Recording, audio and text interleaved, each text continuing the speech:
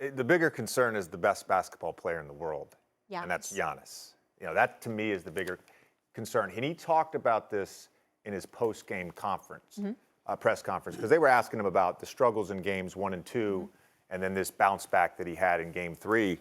And this is what I love about Giannis. He talked about how much he enjoys failure because he gets to learn and he gets to process and figure it out. Stephen A., that's a winner. That's a growth mindset. That's a winner. So he's processing all this in real time. We see the big game 3. Tatum, let's be honest, that's a concern. And a lot of what happened in game 3, he's getting too deep. On those pick and rolls, they're funneling him down. We talked about it after game 1 when Boston was 2 for 15 against Giannis and Brook Lopez as primary defenders from two-point land. He's got to figure out in this series what are the best shots to take. That to me is it. What are the best shots to take? His 3 worst shooting games in the playoffs in his career have all come against the Bucks.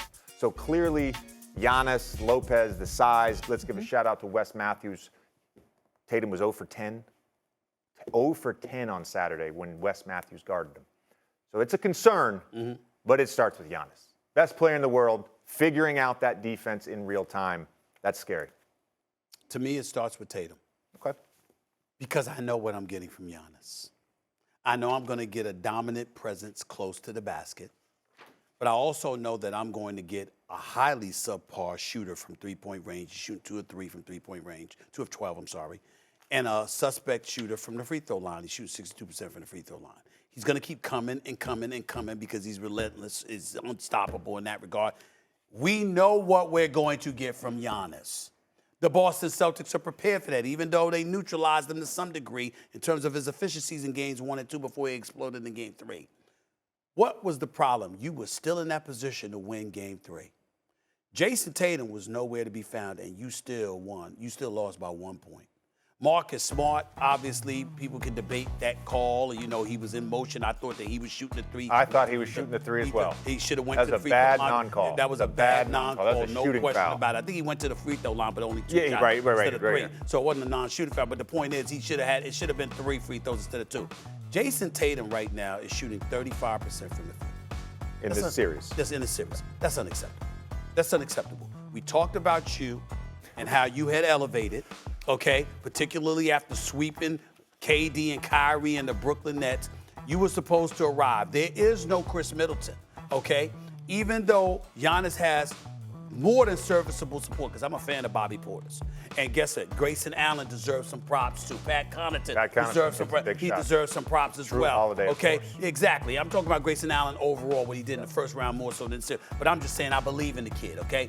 All I'm saying, and Drew Holiday is Drew Holiday. Even though he needed 25, 30 shots to score 25 points, the bottom line is he's going to be a factor. You know what they're going to give you. The question is what you're going to get from Boston. Are you going to get a team that's moving the basketball, that's trusting one another, that shares, that makes sure the spacing is appropriately so, and as a result, you're getting off the kind of quality shots that you want to get? Or are you going to be dribbling the ball too damn much and opening yourself up to be exposed by an opposing defense like the Milwaukee Bucks? This is what we're talking about. And at moments, not entirely, but you'll appreciate what I'm about to say. During moments, we saw the Boston Celtics that looked like the Boston Celtics that started the season. We're just too much dribbling. Well, we talked about this in December. We talked about it all the time. We talked about it in December. You got to trust one another. You got to move the basketball, and you got to create open shots for other people by your ability to move that basketball. They didn't do that enough in Game 3.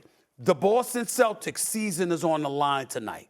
You lose this game if you're the Boston Celtics. You ain't beating Giannis 3 straight. I can assure one of the closest things to a guarantee in basketball is that Giannis ain't losing 3 straight. I know he got swept a couple of years ago. He ain't going through that again. You're not sweeping him. If he figured out a way to beat you 2 games, he'll figure out a way to beat you at least 1 more. You ain't winning 3 straight on Giannis, so you better win tonight. Otherwise, the Boston Celtics are going home. Thanks for watching ESPN on YouTube. For live streaming sports and premium content, subscribe to ESPN+.